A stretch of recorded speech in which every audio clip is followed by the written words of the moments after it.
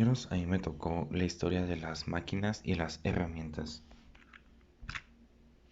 Empezamos con etapas históricas de la evolución: Paleolítico, la edad de piedra.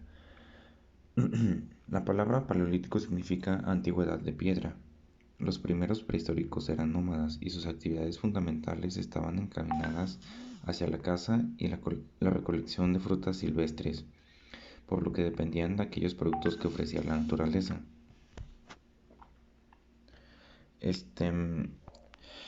La utilización de tecnologías que ellos tenían era basada de huesos y piedras. Con ellos hacían lo que vendrían siendo los arcos, las lanzas, las flechas, la hoz y arpones, y con ello pues también venía el fuego. Después entraríamos en la edad de los metales. A esto ya viene la edad de bronce. Aparece en el Próximo Oriente, Grecia y China, donde empezaron a fabricar flechas, puñales, hachas, taladros y sierras de bronce. Luego vendríamos a la edad de hierro. Esta sucedió de 1800 a.C. a el siglo I a.C. Aparece en el Próximo Oriente de la India y en Europa. Se popularizó el uso del hierro como material para fabricar armas y herramientas. Se producían espadas, escudos, ruedas, taladros rudimentarios y cortafríos. Luego entraríamos en el Imperio Persa. Este sucedió en el 600 a.C. al 500 a.C. Aquí se vieron las primeras máquinas simples, los talares, máquinas para tejer, construida con madera. Luego entraríamos en el siglo XV.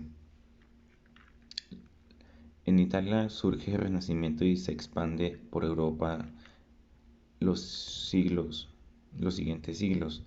Esta fue una época para la literatura, la ciencia, la arquitectura, la pintura, ingeniería. Aparecen personajes importantes. Aquí es donde apareció Leonardo da Vinci.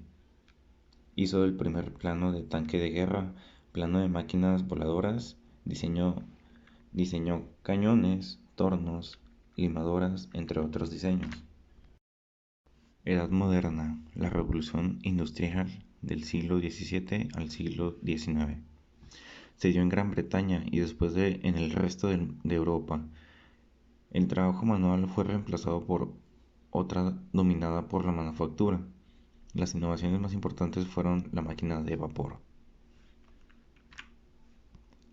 Después entraríamos en la edad contemporánea, finales del siglo XIX y principios del siglo XX. La edad contemporánea representa la etapa de la historia universal comprendida entre el inicio de la Revolución Francesa entre 1789 hasta la actualidad, caracterizándose como una de las etapas que más cambios ha representado para la humanidad, cambios que le han permitido al hombre mejorar su nivel de vida. El inmenso avance en la materia industrial que han permitido a ciertos países que gracias a su capital y a la utilización de grandes máquinas se transformaron en enormes imperios de la política y la economía mundial. Motores lineales. Es un motor que posee un estator en su rotor distribuidos de forma tales que en vez de producir una rotación, produce una fuerza en el sentido de su longitud. Primera y Segunda Guerra Mundial. Surgió el metal duro, el cual facilitó el uso bélico de armamento más resistente y como herramienta de corte rendía mucho más que los aceros rápidos. Años 1940 y 1980 se desarrolló la máquina de control numérico, que permitía la autorización de las máquinas herramientas mediante comandos en medio de almacenamiento, elemento fundamental el elemento fundamental fue el transitor para el desarrollo de esas máquinas.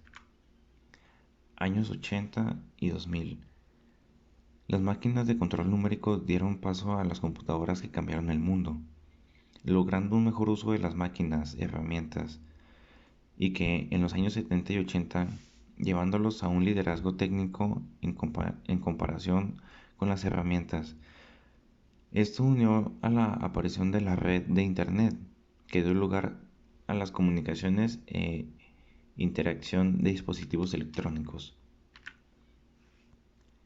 La época actual vendría siendo ya todo lo que conocemos como la industria, la tecnología en sí, la forma en la que nos transportamos, la forma en la que llevamos la vida diaria, y vendría siendo el manejo que le damos al uso del internet y todo lo que estamos viviendo en la época actual.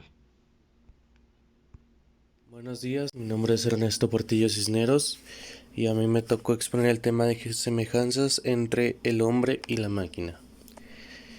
Si le dijera que existe una máquina perfecta que combina la neumática, la hidráulica, que se ajusta sin necesidad de un tercero que la manipule, que cambia su manera de trabajo a la que sea más apropiada para esta misma y que no necesita ningún mantenimiento, pensaría que es la máquina perfecta.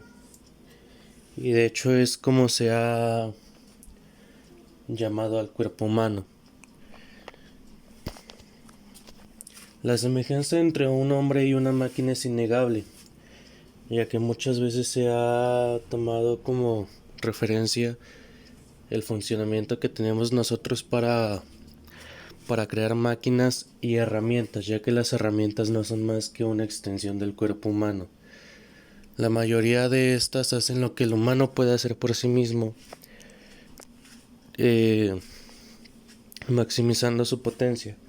Por ejemplo, unas pinzas, nosotros tenemos la capacidad de agarrar objetos, lo único que hacen las pinzas es que sea un agarre más duro. Un martillo, también tenemos la capacidad de golpear. Un montacargas, tenemos la capacidad de cargar cosas por nosotros mismos, mas sin embargo a veces necesitamos que sea mayor a la capacidad que nosotros tenemos. Otra clara semejanza es que actualmente la medicina ha utilizado máquinas para poder ayudar al ser humano. Estas máquinas no son muy diferentes a las utilizadas en la industria, más que por su tamaño y su capacidad. Por ejemplo, un corazón artificial, me parece que se les llama marcapasos, prótesis, mucha parte de la medicina actual utiliza máquinas, lo cual no es raro, ya que muchas máquinas utilizan el mismo funcionamiento que nosotros mismos tenemos, solo que maxificado. El cuerpo humano es la mejor tecnología jamás creada. Los seres humanos nos caracterizamos por ser una especie curiosa e innovadora, que siempre ha buscado llegar a la perfección inventando máquinas como los automóviles, los teléfonos, las computadoras, sin darse cuenta que la máquina perfecta somos nosotros los seres humanos. El cuerpo humano es una verdadera máquina que normalmente se encuentra calibrada a la perfección para la conservación de la homeostasis o balance a través del trabajo de numerosos sistemas, como lo es el sistema nervioso, que cuenta con el cerebro y la médula espinal como sus piezas principales que envían señales a otros sistemas del cuerpo para controlar el funcionamiento. El sistema cardíaco o circulatorio, con el corazón y los vasos sanguíneos como protagonistas y se encargan de transportar sangre con oxígeno y nutrientes hacia las células del organismo y de llevar los desechos de estas hacia los pulmones. Un sistema endocrino que secreta hormonas desde distintas glándulas para que actúen en células blancas específicas que proporcionarán un efecto deseado en el organismo. Los complejos mecanismos por los que actúan estos y otros sistemas, como lo es el aparato digestivo, en conjunto con la sangre, el aparato locomotor, Que el cuerpo conserve su estado de salud es gracias a la vez al trabajo en equipo ejercido por la unidad funcional básica de nuestro cuerpo, que es la célula. Si bien su tamaño es pequeño, pero su cantidad es numerosa, constando de 100 millones de engranes trabajando en conjunto para que los distintos sistemas que componen a esta máquina.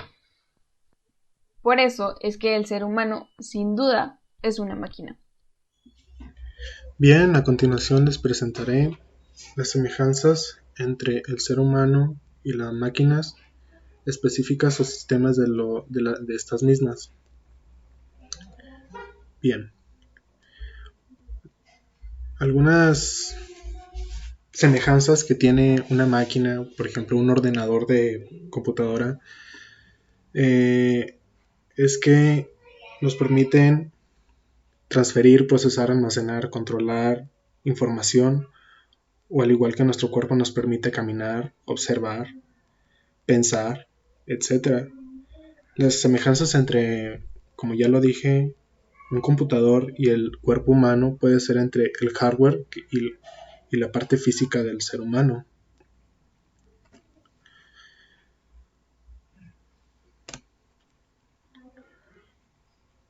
Por ejemplo, las extremidades, que en esta sería el teclado y el mouse, que se asemejan mucho con las manos y los pies, ya que con ellas podemos escribir, señalar, desplazarnos y coger cosas, mientras que en el teclado podemos escribir comandos o describir algunas órdenes. En la fuente de poder la podemos asemejar con el corazón, ya que nos da suficiente energía para la que necesitamos en nuestras actividades diarias,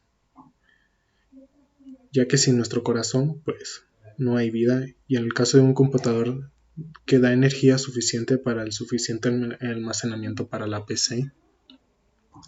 En los conectores podemos ejemplificar que los buses de datos podrían asemejarse a las terminaciones nerviosas que tenemos, ya que estas parten del cerebro, al igual que una tarjeta madre en una PC.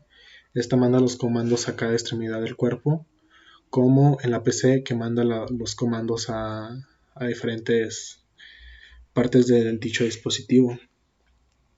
El microprocesador es como nuestro cerebro, ya que por ahí procesamos lo que pensamos, el disco duro como nuestra mente y la memoria RAM como nuestra memoria. Ya guardamos información tanto temporal como permanentemente.